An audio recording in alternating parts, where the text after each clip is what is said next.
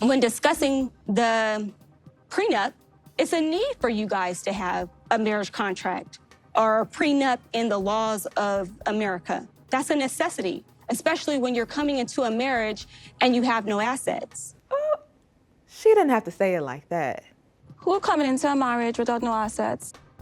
You don't know me. You don't know my life back home.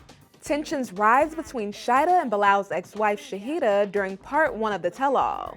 An opinion is like a nose. Everybody has one. And on top of all that shade throwing, Bilal's ex reveals the reason why she divorced him.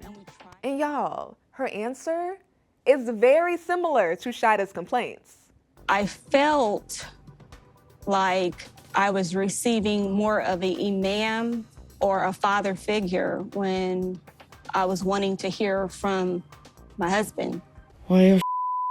Did you catch Shahida's reaction? Yes, it was somewhat of a lecture. Patrick and Thais are all of us right now. Well, they say you keep repeating the same lesson until you get it right.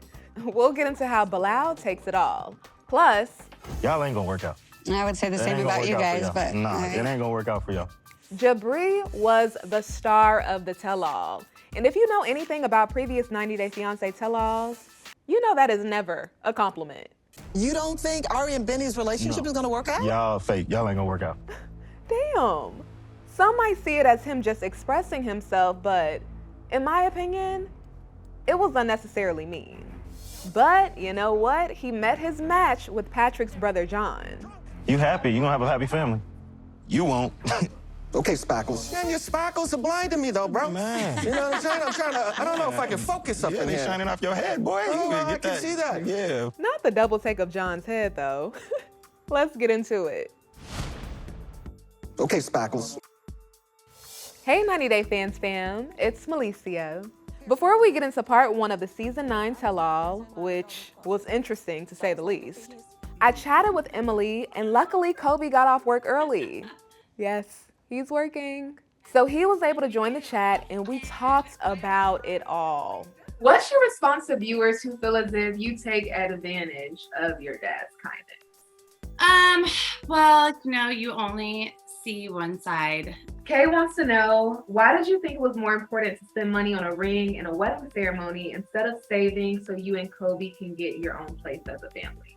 I, at first, wanted to get married in our home and just have like 10 people. Like I wanted to keep it fairly small. To hear the rest of our conversation where we talk about Emily working, their new baby Scarlett, plus more, make sure you subscribe to Entertainment Tonight's YouTube channel so you don't miss the interview. By the way, let me just say this now. I had a minor mic issue. My first time filming at home in a while, and I am no technician.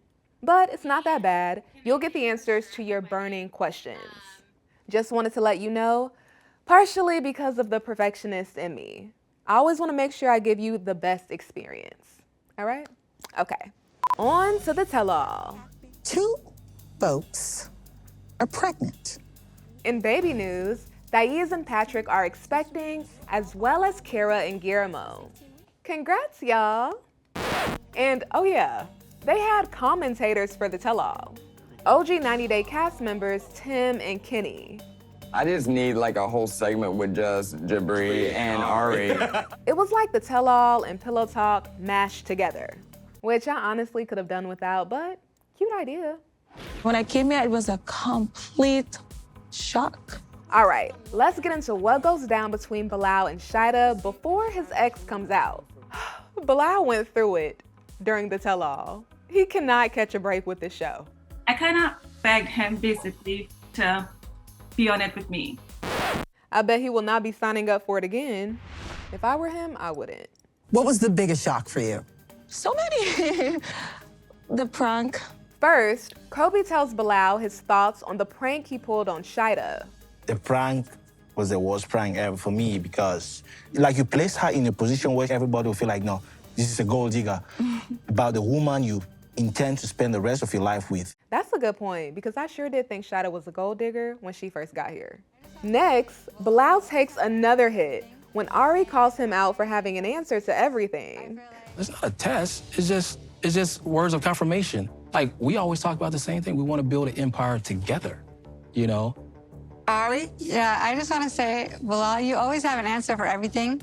And I think that's suspicious. I feel like, you always want to, like, oh, no, but it's not like this, it's like this. Even with her, like, you're always like, and then you're telling, no, you don't feel like this, you feel like this. I know a lot of y'all feel the same way. They transition into talking about Shahida slapping Bilal upside the head. And mostly everyone agrees that he overreacted by pulling over to the side of the road on the highway.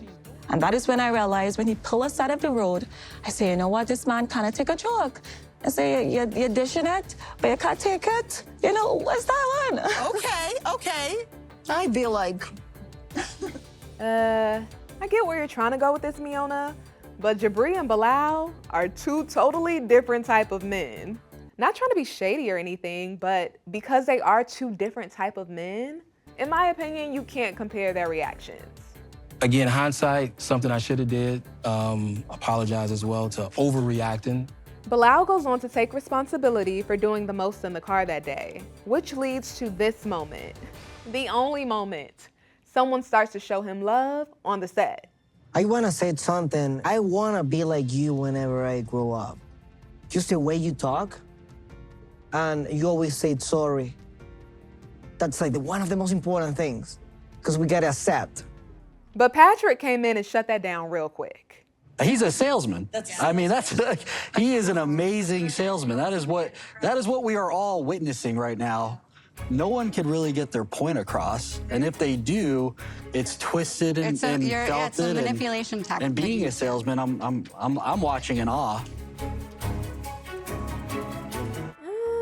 I'm not sure if I fully agree with Patrick on that. I know, it may seem as if I make excuses for Bilal's actions from time to time, and that's definitely not the case. I just want to make sure we aren't allowing the parts we may not favor about him to get in the way of us looking at the full picture. It's cool not to like him, but we also have to be fair. Yeah, I'm a salesman, but you're a salesman. We all sell. Sure, Bilal might have allowed his work as a real estate agent, selling homes, to trickle into his personal relationships. He might also need to work on accepting that it's okay to be wrong. And he might have some manipulative ways. To sum it up, he can have a ton of flaws, but I think it's only fair to consider that he's also an educated man who, for the most part, is well-spoken. So in this case, I'm only talking about the tell-all here, I don't agree with how hard, specifically Patrick, was on him. Because now he's in a place where if he talks, he's wrong, and if he doesn't talk, he's wrong. All because this picture has been painted that he is solely this manipulator, as if he doesn't have any positive qualities. It's almost like I'm dang if I do, dang if I don't. Okay, Patrick, what do you say? Yeah, they'll never stop. You can always control the conversation. Wait, pause. Bini is off daydreaming. He's not even blinking. I was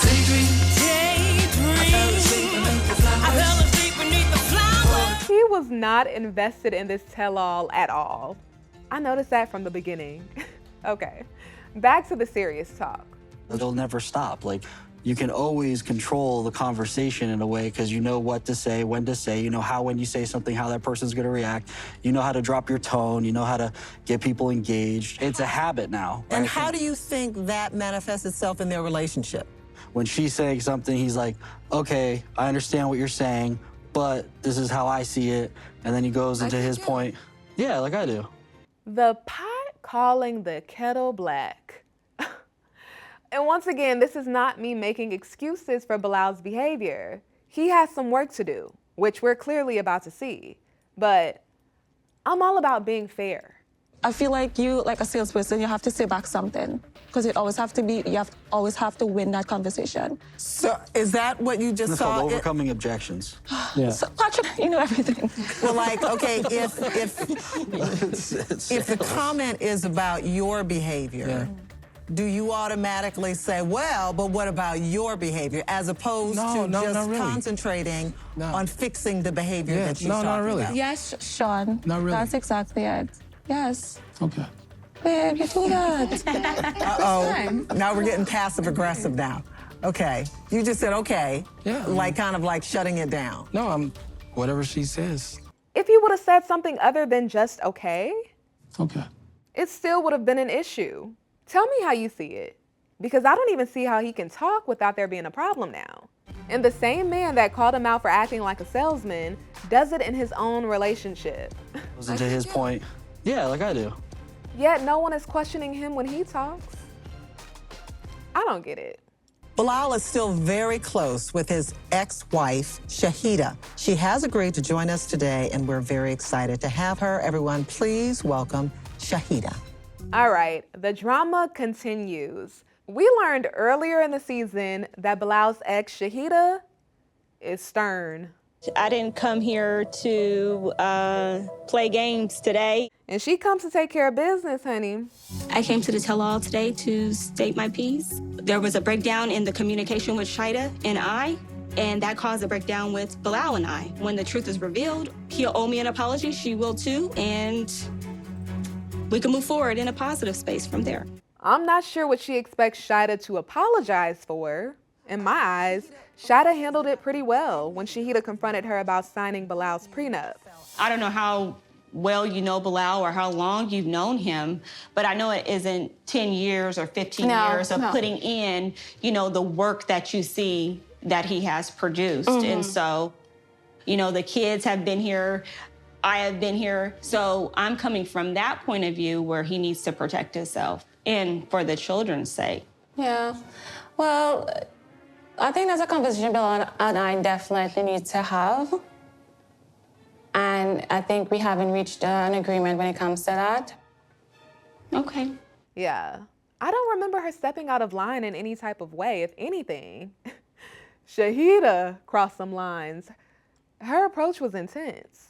Shahida, Bilal says that after 10 years of marriage, one of you fell out of love. Is that how you would describe what happened to your relationship? Sean gets into the nitty-gritty real quick. This was a question I've always wanted to know, so I'm glad she asked. We had some issues for some time, and we tried to figure things out for the sake of the kids. Shahida goes on to reveal that she's the one who filed for divorce from Bilal. And Sean asks why, and her answer, pause. Stop me in my tracks. I wanted a best friend. I wanted a partner, and I felt like I was receiving more of an imam or a father figure when I was wanting to hear from my husband. So lecturing you?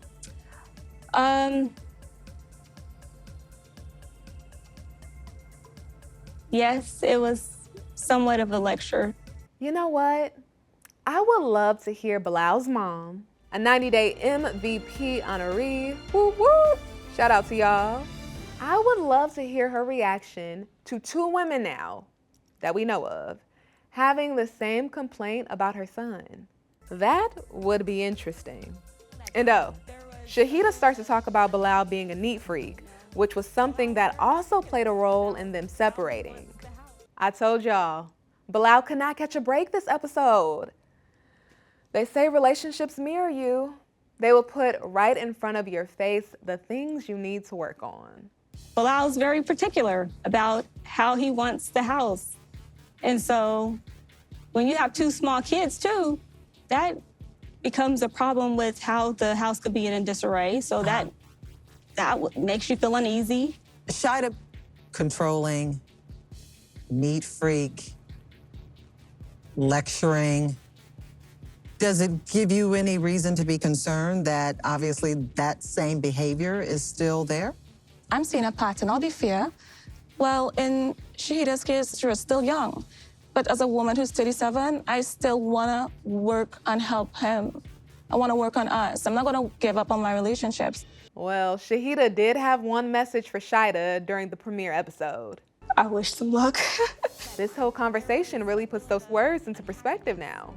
Okay, what I have noticed since Shahida first came out here, if you have not looked at her, Shahida. Okay. Am I seeing what is actually happening? Yeah. Okay. Shahida says she feels disrespected. That's why she's avoiding looking at Shahida. I still didn't like how she came at me at my home in my kitchen. She said, my home, my kitchen. That's subtle shade, but facts. It still hurts. When I first came here, I was hoping for us to have a sisterhood. I was hoping for she and I to have a friendly relationship. But once you show me who you are, that's when I will withdraw back. So if I can just unpack it, she's saying that when I came to her home, my tone, which is still very intense, my delivery was that of in disrespect. But what I will say is, when discussing the prenup, it's a need for you guys to have a marriage contract or a prenup in the laws of America. That's a necessity, especially when you're coming into a marriage and you have no assets. Damn. Who are coming into a marriage without no assets? You don't know me. You don't know my life back home. That was shade, Shahida. Shahida must have meditated that morning because that was a very calm and impressive reaction. Plus, I'm not sure where all this animosity is coming from. The prenup has been signed. So what's the problem now? Okay, when I say no assets, you don't have a car here in America. You don't have a home in Trinidad. You live with your parents. I can see through all this. Y'all really hurt. Y'all need to really sit down and talk about it. This is some bull, and y'all ain't talking about it. She really trying to open up and express to you, but y'all just sitting there, well, maybe I be, but it. Jabri's mom is a therapist. I guess this is his way of mediating. I can cut the tension in the room. You know what I mean? Like, y'all hurt. We're about to get to him in a minute. But first, two more things when it comes to Shaeeda and Bilal. After his wife and his ex discussed the issues they have with each other and have had or have with him, Sean asked Bilal how he's feeling. It doesn't feel good. Like when you hear like lecturing, those are probably things that I could probably done, or neat freak for sure, but we live in an oppressive word environment and words make people. Shahida is looking like, here comes another lecture. Like words could, give you life or it could cause destruction. I'm a loving, husband, I'm a dedicated father, do I have my faults? Yeah, but I'm trying to look internally, and to prove self. I gotta go to the tool shed and get to work. The tool shed and get to work. Lots to do in the tool shed. When I spoke to Shaeeda and Bilal earlier this season, after he started getting tons of backlash, I asked him, what do you think all of this is teaching you? Here's what he had to say. Yeah, I've gotten phone calls, I've gotten emails, I've gotten DM, like the stuff that people say is like, wow. And for me, like I've been a person who has really, I guess, pretty much all my life to try to stay a certain way and been, disrespectful towards people. To get some of the back is like, I've never experienced that before in my life. Sometimes, things get to you and she'll be like, hey, like, you remember, you prayed for this, and the reality is that we decided to move forward because we felt that God was answering the prayers for us to align us this way. Like we wouldn't have even done this if we felt anything different. So I just had to keep that perspective and that this is just a test, and I always say for every level, there's another devil. So at the end of the day, you just got to keep moving forward. It's so wild how life, God, the universe, whatever you want to call it, tests us on things we could never expect. Just when you think you have it all together or you pass certain lessons, it will pop back up like, hey, did you grow? Let's see. The good news, though, is that everything is always working for our good if we keep our mind open to that perspective. I hope Bilal doesn't wallow in the negativity, but he actually uses it to develop. Also, before we move on to Jibri, Jibrizi, me and these nicknames, Sean asked Shahida how she felt about Shaida's reaction to Bilal's family's home, and she says she was hurt for Bilal. I lived in that house for 2 years. That was his family's home. I was grateful to have a home to come to. So for her to show that display, I was taken back. I was hurt. I respect her opinion because at the end of the day, an opinion is like a nose. Everybody has one. So. Shots fired, requesting backup. I don't know what's gonna happen between those two. In the words of Shahida, good luck. Jabri, first of all, thank you for dressing up for the tell-all. Moving on, Cassie says they left all the drama for the tell-all. She says the rating of this season is going from a 6 to a 10 very quick. Girl, Jibri was the one to take it there. And I have a feeling that that was his intention. Your family and friends had many concerns about your marriage to Miona. How is everybody getting along now? They see I'm happy. They see that I'm really just pushing forward and I'm doing well, and it's a lot of jealousy. That's what I feel like. So it's been rough. Jabri, what do you think your family and friends are jealous of? Great question, Sean. We look good together. We shine. Now, I was expecting a more complex answer than that. What is this, high school? We shine. So when you shine, people try to dim your light. Wait a minute. Your mama and your daddy, who love you, are mad because you and your wife look good together? I don't know, Jabri. That seems to be what you prioritize. If there's a problem with the mother-in-law, then it's kind of on the son a lot of time because the son maybe is not giving the attention, or maybe Miona sort of came off as being a little bit defensive, like, you know, in the beginning when she met your family. So maybe they felt like, oh, like what? So you think my mom is jealous? Oh, you want to talk about mother? You can taste mother time. You're the most jealous person on this whole cast, so how are you gonna say that my mom? Well, if I'm jealous, can I recognize jealousy? Right, obviously Exactly, you must be because you're jealous of everything. Wait, didn't he say his family was jealous? Jabri, what do you think your family and friends are jealous of? We look good together. We shine. The only family we've seen have an issue with his relationship is his mom and his dad. Things turn up even more when the spotlight transitions to Ari and Bini's storyline. And the topic of Ari getting jealous over Binyam training with the girl MMA fighter comes up. Because what happens when he does win this fight and he's getting $1 million a fight? You know how many girls are gonna be chasing you? And you are gonna be losing your mind. Y'all ain't gonna work out. I would say the same about you guys, but... Nah, it ain't gonna work out for y'all.